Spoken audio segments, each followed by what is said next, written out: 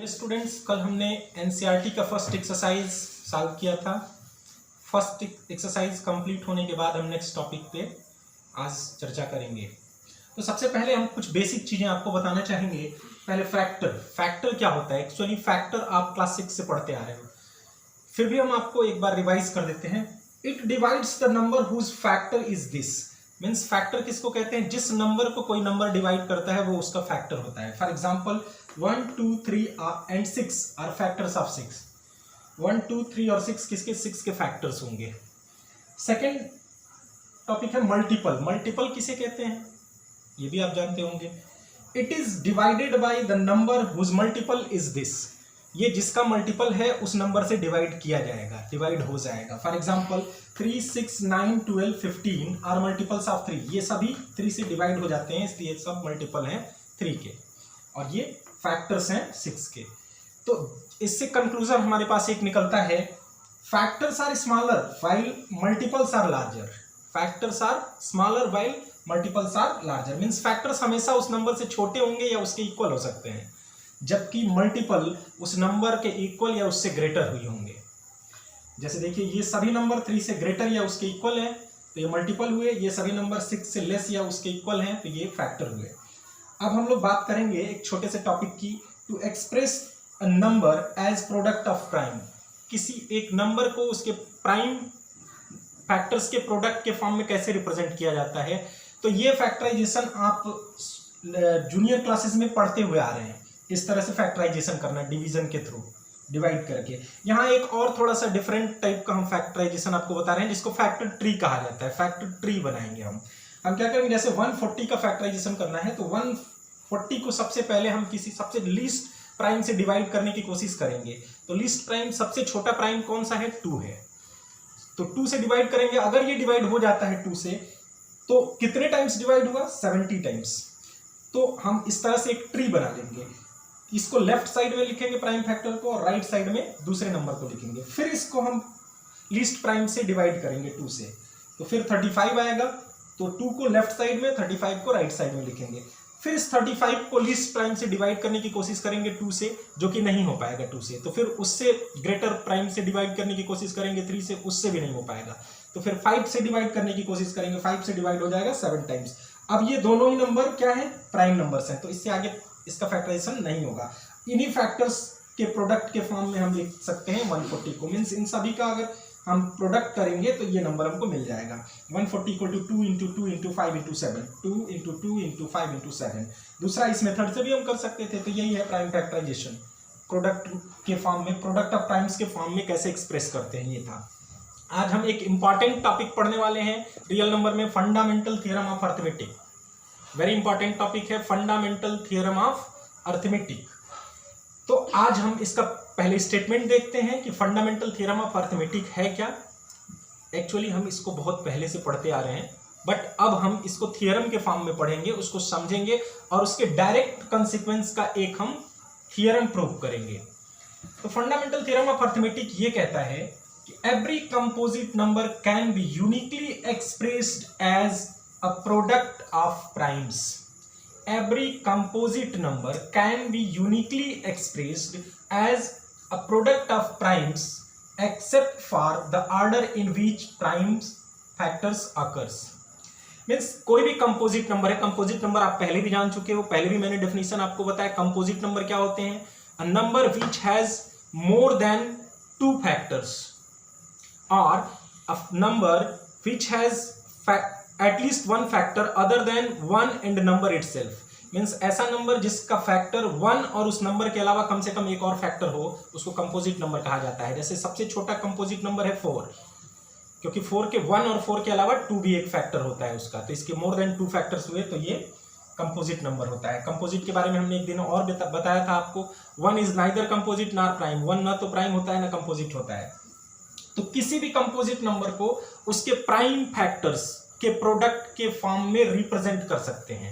Means कोई भी composite number है, जैसे हमने एग्जांपल के लिए 24 लिया, तो इसके जितने भी प्राइम फैक्टर्स हैं उनका मल्टीप्लाई करेंगे तो इसी के इक्वल आएगा, उसके प्रोडक्ट के फॉर्म में हम रिप्रेजेंट कर सकते हैं। जैसे 2 × 2 × 2 × 3, 2 to the power 3, 2 raised to the power 3 × 3 raised to the power 1, इस फॉर्म में रिप्रेजेंट कर सकते हैं।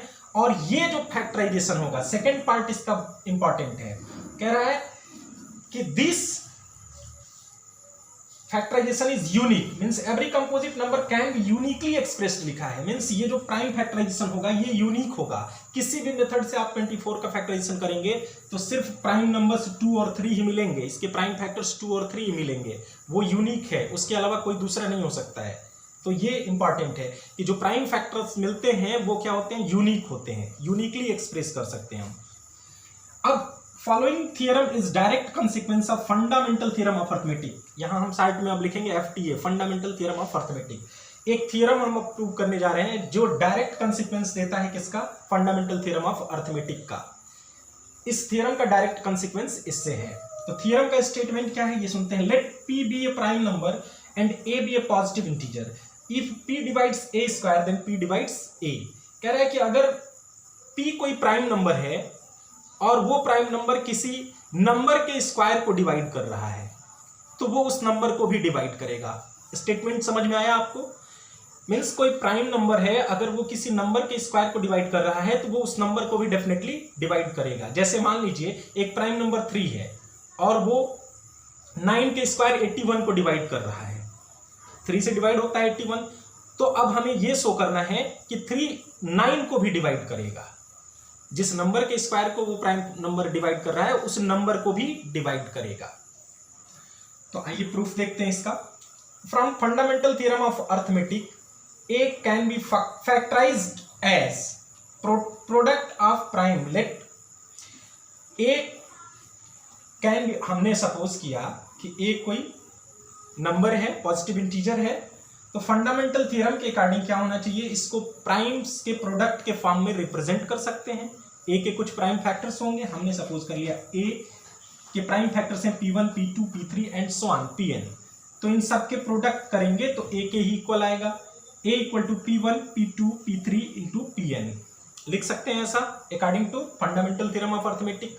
फंडामेंटल थ्योरम ऑफ अर्थमेटिक यही कहता है कि किसी भी कंपोजिट नंबर को उसके प्रोडक्ट प्राइम के प्रोडक्ट के फॉर्म में रिप्रेजेंट कर सकते हैं। तो यहाँ हमने एक कंपोजिट नंबर लिया है, उसके prime factors P1, P2, P3, Pn है, और ये इसमें गिवन है कि P A स्क्वायर को डिवाइड कर रहा है। हमको प्रूव करना है कि P A को भी डिवाइड करेगा।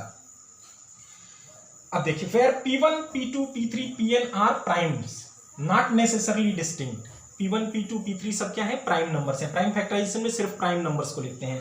अब ये नेसेसरी नहीं है कि वो सब डिस्टिंक्ट ही हो, अलग अलग ही हो, सेम भी हो सकते हैं। जैसे देखिए यहाँ 24 में 3 बार सेम ही लिखे गए हैं प्राइम नंबर्स, तो ये सेम भी हो सकते हैं, डिस्टिंक्ट भी हो सकते हैं। जैसा प्राइम फैक्टराइजेशन आएगा वैसा लिखते हैं। Now A can be represented as P1 into P2 into P3 dot dot Pn। A को P1 into P2 P3 Pn के फॉर्म में, प्रोडक्ट के फॉर्म में लिख लिया हमने। तो A स्क्वायर किसके इक्वल होगा, P1 P2 P3 Pn, means फिर इसी का मल्टीप्लाई करेंगे, P1 P2 P3 Pn, means A square को लिख सकते हैं ना, A into A, A into A। A की वैल्यू इतनी है P1 P2 P3 Pn, और A की वैल्यू फिर से इतनी ही है, तो हम 2 बार इसका प्रोडक्ट कर सकते हैं। Now A square equal to लिख सकते हैं P1 square P2 square into P3 square dot dot dot and so on Pn square, लिख सकते हैं ऐसा। अब ये क्या शो करता है, P कह रहा है कि P क्या है, A स्क्वायर को डिवाइड कर रहा है, ये गिवन है। It is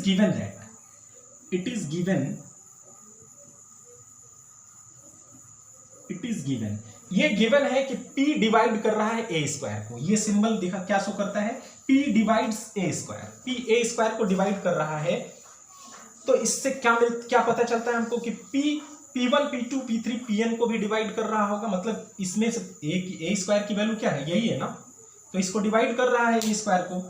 from the uniqueness part of fundamental theorem of arithmetic, तो यूनिकनेस पार्ट क्या बताता है फंडामेंटल थ्योरम ऑफ अर्थमेटिक का, कि P is one of the P1 P2 P3 Pn, means P अगर A स्क्वायर को divide कर रहा है तो P इन्हीं में से कोई एक होगा, इसके अलावा कोई दूसरा नहीं हो सकता है, क्योंकि जो प्राइम फैक्टर्स होते हैं वो क्या होते हैं, यूनिक होते हैं। तो P इन्हीं में से कोई एक होगा। P is one of P1 P2 P3 Pn। This shows that P divides, अगर इसमें से कोई एक है तो P divides P1 P2 P3 Pn, इन सबको भी इनके प्रोडक्ट को भी डिवाइड कर रहा होगा जब इसी में से कोई नंबर होगा। तो दिस शोज दैट ये किसके इक्वल है, P1 P2 P3 Pn ए के इक्वल है। देख लीजिए A equal to P1 P2 P3 Pn हमने लिया है, तो अगर P इसको डिवाइड कर रहा है तो P A को भी डिवाइड करेगा, हेंस प्रूव्ड। इस तरह से ये प्रूव हुआ।